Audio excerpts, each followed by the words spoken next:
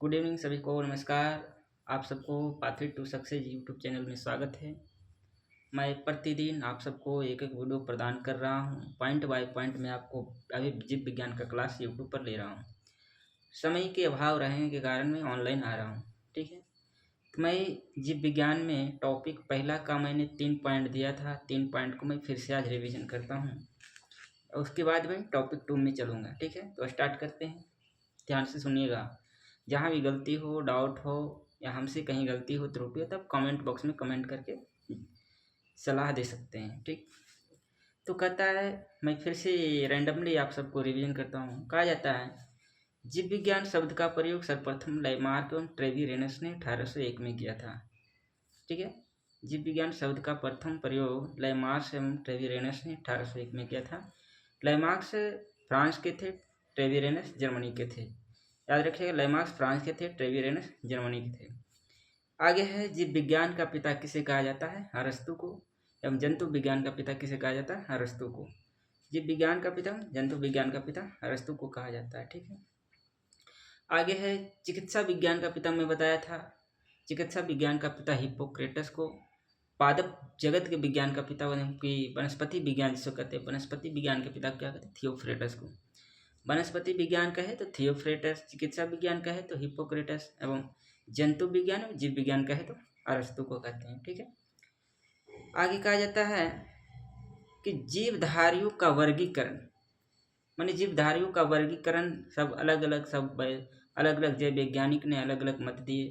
अरस्तु ने 2 प्रकार से जीवधारियों को वर्गीकरण किया। पहला जंतु जगत, दूसरा वनस्पति जगत।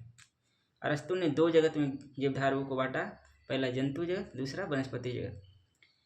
आगे चलते हैं। कैरोलस लिनियस जो थे, कैरोलस लिनियस ने अपने पुस्तक सिस्टमा नेचर में भी जीवधारी को 2 भागों में बांटा।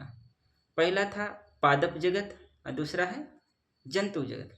पहला पादप जगत ऊपर रहे और दूसरा है जंतु जगत। ठीक, सिस्टमा नेचर पुस्तक के लेखक कौन है? Carolus Linnaeus. याद रखिएगा, सिस्टमा नेचर पुस्तक के लेखक कौन है? Carolus Linnaeus. अब कहता है कि आधुनिक वर्गीकरण का पिता किसे कहा जाता है?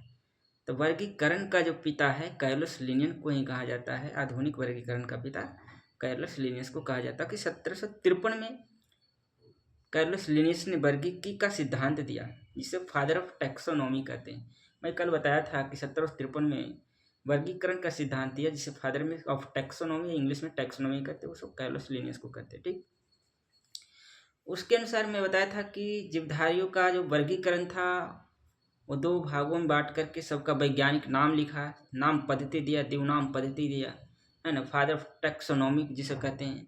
देवनाम पद्धति में क्या होता था कि कोई भी जीव जंतु या मनुष्य का ही नाम रखा जाता था, वैज्ञानिक नाम। उसमें पहला जो नाम रहता था उसका वंश का नाम रहता था और दूसरा उसका जाति का नाम रहता था। ठीक, और वर्गीकरण का जो आधारभूत इकाई मैंने बताया था जाति था। वर्गीकरण का आधारभूत इकाई जाति या स्पीसीज जिसे इंग्लिश में कहते हैं। वर्गीकरण का आधारभूत इकाई जाति है या स्पीसीज है ना। जैसे हम कहेंगे कि मानव का वैज्ञानिक नाम क्या? होमो सेपियंस लिन है। तो होमो जो है एक वंश है और सेपियंस जो है कि मानव की जाति है, और लास्ट में लिन जो है जिस वैज्ञानिक ने उनका वैज्ञानिक नाम डाला वो अपना नाम लास्ट में जोड़ते हैं। मैंने बताया था। ठीक, तो कैरोलस लिनियस ने वर्गीकरण का सिद्धांत दिया। Father of taxonomy Carolus Linnaeus को कहा जाता है। ठीक है, अब चलते हैं।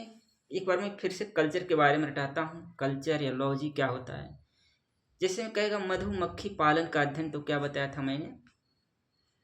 क्या बताया था? AP culture. मधुमक्खी पालन का अध्ययन एपी कल्चर। मधुमक्खी पालन का अध्ययन एपी कल्चर। रेशम कीट पालन का अध्ययन सेरिकल्चर। रेशम कीट पालन का अध्ययन सेरिकल्चर। मत्स्य पालन का अध्ययन पीसीकल्चर। लेकिन मत्स्य मछलियों का अध्ययन तो क्या करें? इक्थियोलॉजी। यानी मत्स्य पालन का अध्ययन कहेंगे तो क्या करना है? पीसीकल्चर। मछलियों का अध्ययन तो इक्थियोलॉजी। चलते कवकों का अध्ययन, कवकों का अध्ययन माइकोलॉजी। कवकों का अध्ययन माइकोलॉजी। शैवालों का अध्ययन फाइकोलॉजी। शैवालों का अध्ययन फाइकोलॉजी में खाते तो फाक के खाना है, हम सब देहात लैंग्वेज में बोलते हैं फाक जाओ, तो फाइकोलॉजी में शैवालों का अध्ययन फाइकोलॉजी। पुष्पों का अध्ययन एंथोलॉजी। पुष्पों का अध्ययन कहेगा तो एंथोलॉजी। वही पुष्पों का अध्ययन कहेगा तो एंथोलॉजी। और पुष्पों का फलों का खेती करना है, पुष्पों की खेती करना तो क्या कहते हैं? फ्लोरिकल्चर कहते हैं। पुष्पों की खेती फ्लोरिकल्चर, पुष्पों का अध्ययन एंथोलॉजी। अब फलों का अध्ययन पोमोलॉजी, फलों का अध्ययन क्या बोलेंगे, पोमोलॉजी, फलों का अध्ययन पोमोलॉजी, फलों का अध्ययन पोमोलॉजी। पक्षियों का अध्ययन, पक्षियों का अध्ययन क्या बताया, ऑर्निथोलॉजी, पक्षियों का अध्ययन ऑर्निथोलॉजी। कीटों का अध्ययन एंटेमोलॉजी, कीटों का अध्ययन एंटेमोलॉजी, कीटों का अध्ययन एंटेमोलॉजी, कीटों का अध्ययन। वृक्ष एवं झाड़ी है, वृक्ष एवं झाड़ियों का अध्ययन डेंड्रोलॉजी, वृक्ष एवं झाड़ी रहेगा तो डेंड्रोलॉजी, वृक्ष एवं झाड़ी का अध्ययन तो डेंड्रोलॉजी। और ये घास का अध्ययन तो एग्रस्टोलॉजी, घास का अध्ययन क्या कहना है, एग्रस्टोलॉजी।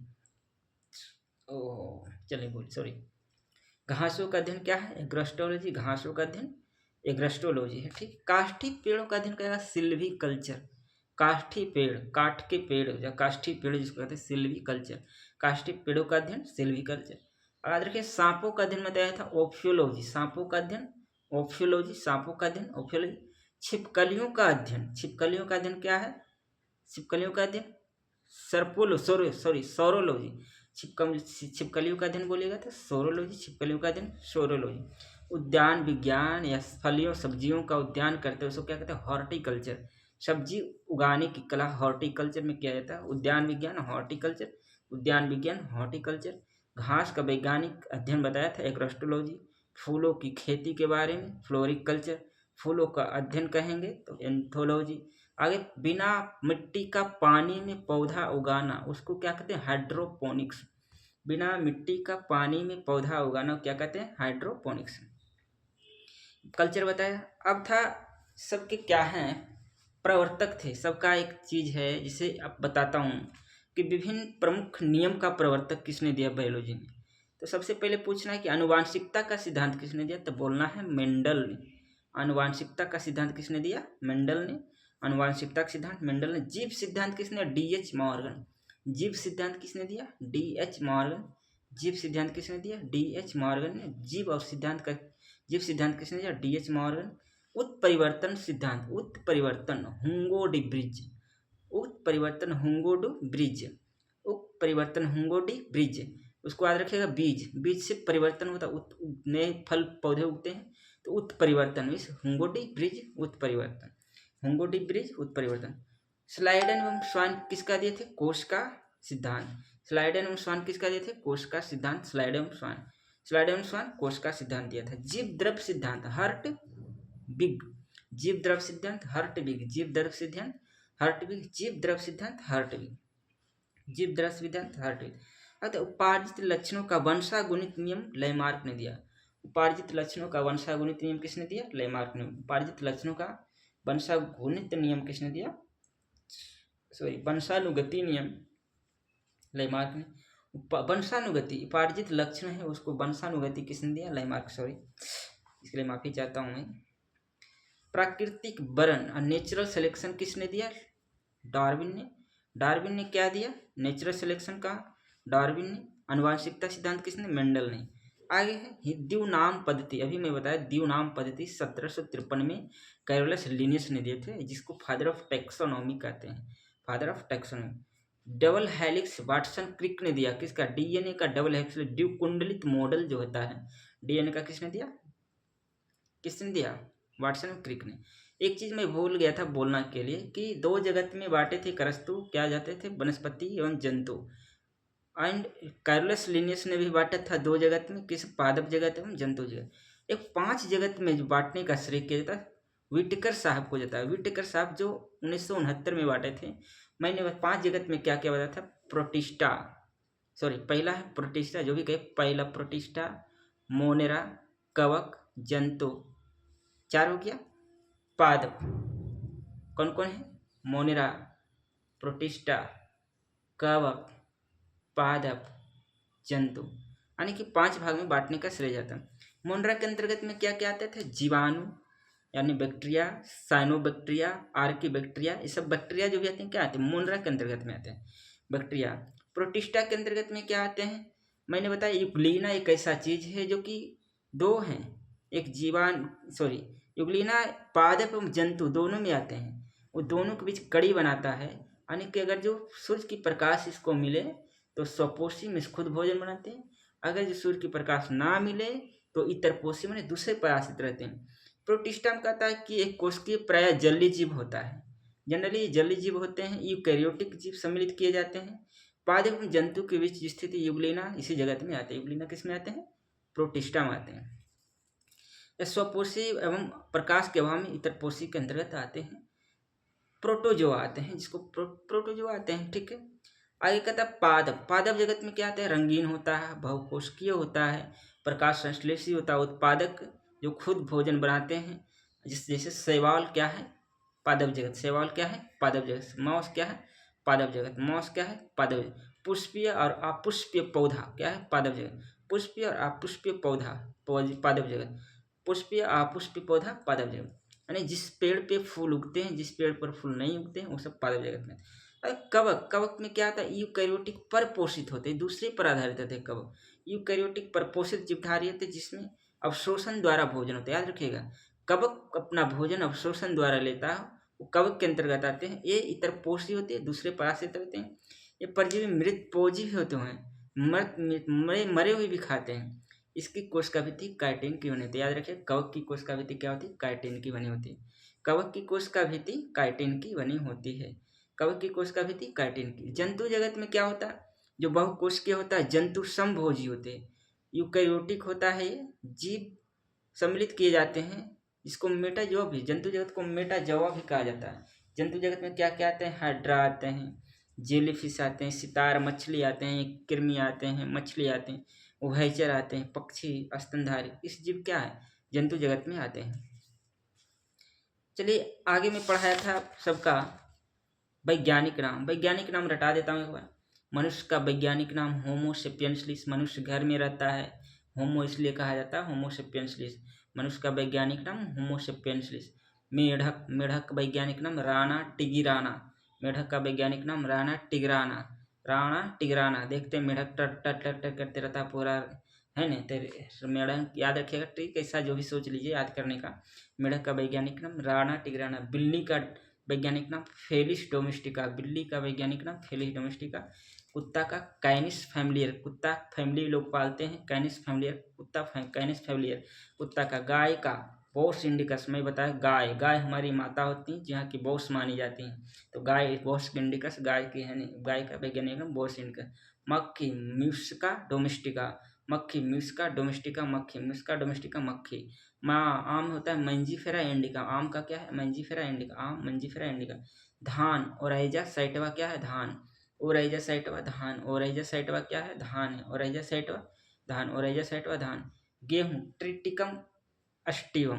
ट्रिटिकम अस्टिवम, मैंने धान का ट्री बताया था। चावल उससे बनते, चावल ओरा जाता है, तो ओराइजा साइटवा वैज्ञानिक नाम। गेहूँ का वैज्ञानिक नाम क्या बताया था? Triticum aestivum. गेहूँ का वैज्ञानिक नाम ट्रिटिकम एस्टिवम। गेहूँ का वैज्ञानिक नाम ट्रिटिकम एस्टिवम। मटर। मटर पीसम साइटिवम। पीसम साइटिवम। पी से मटर होता है, पी मिस मटर, तब पीसम साइटिवम मिस मटर का वैज्ञानिक नाम पीसम साइटिवम। सीसर आर्टिनम किसका वैज्ञानिक नाम? चना। चना का जिसे ग्राम कहते हैं, सीसर। सीसर आर्टिनम किसका नाम है? वैज्ञानिक नाम चना का। सीसर आर्टिनम चना। सीसर आर्टिनम चना। Brassica campestris. ब्रासिका कंपेस्ट्रिस सरसों। मैंने बताया कि सरसों जब तेल निकालने जाते हैं तो एक मशीन में कंप्रेस किया जाता है, कंपेस्ट्रिस उसको brassica campestris mustard. Brassica campestris किसको? सरसों का वैज्ञानिक। मैं कल यहाँ तक पढ़ा दिया था। अब टॉपिक नंबर 2 है कोशिका विज्ञान, है ना? कोशिका विज्ञान जिसे साइटोलॉजी कहते हैं हम सब, इंग्लिश में साइटोलॉजी मीन्स कोशिका विज्ञान। चलिए स्टार्ट करता हूँ, 5 मिनट ब्रेक ले लीजिए, है ना?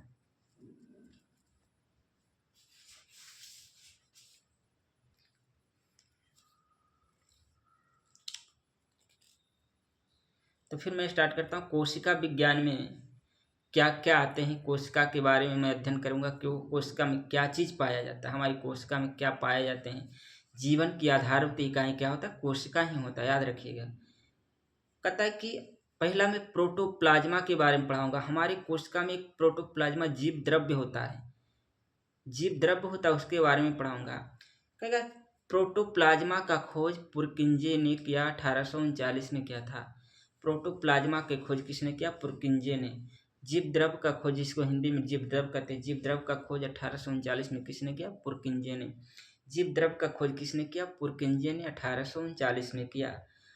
प्रोटोप्लाज्मा जो तरल गाढ़ा रंगहीन आभास पारभासी होता है, मानी कि पारभासी थोड़ा देखने थोड़ा नहीं दिखने पात भरसी में क्या होता है, जो हल्का हल्का इस तरफ से उस तरफ दिखाई पड़ता है। हाँ जी, क्या कहते हैं, ट्रांसलूसेंट कहते हैं।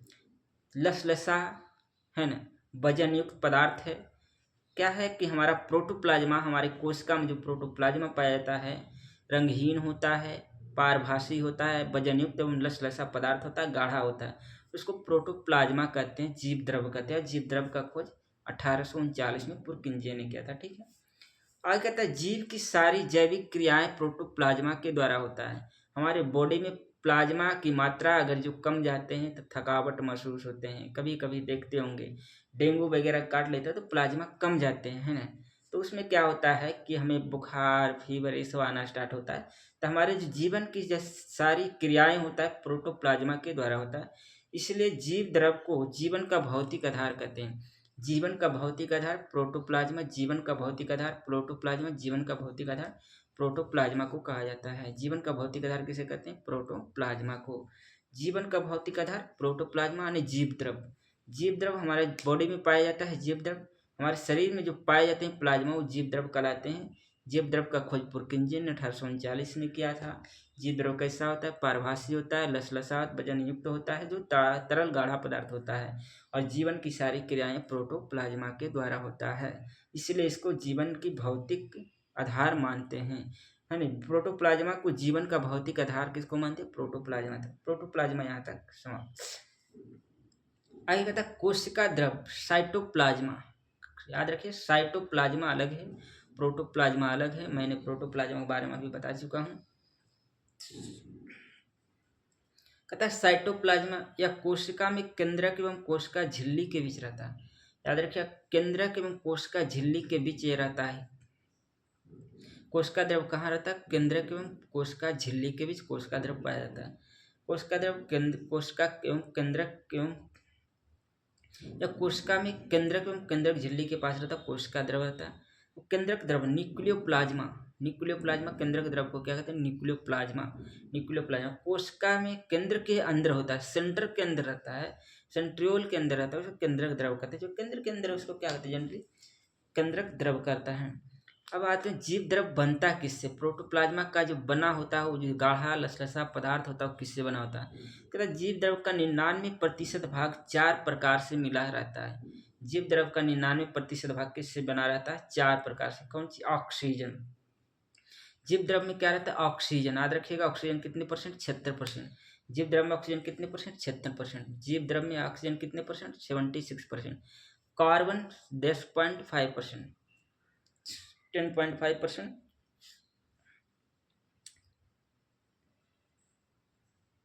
कार्बन 10.5%, ऑक्सीजन 76% यानी 76%, carbon 10.5%, carbon 10.5%, carbon hydrogen 10%, hydrogen 10%, nitrogen 2.5%, nitrogen 2.5%। Carbon क्या क्या पाए जाते हैं, कार्बन पाए जाते हैं, है नहीं, ऑक्सीजन पाए जाते हैं। याद रखिए ऑक्सीजन पाए जाते हैं, कार्बन पाए जाते हैं।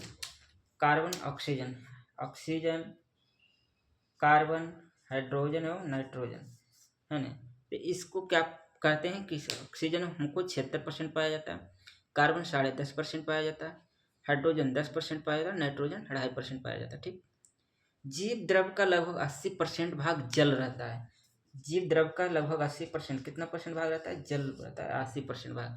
आज रखिएगा जीव द्रव का 80% भाग क्या रहता है, जल रहता है। जीव द्रव का 80% है, प्रोटोप्लाज्मा का 80% भाग जल रहता है। जीव द्रव में कार्बनिक एवं अकार्बनिक एवं कार्बनिक यौगिक का अनुपात 81:19 है। जीव द्रव में कार्बनिक एवं अकार्बनिक यौगिक का अनुपात क्या है, 81:19 है।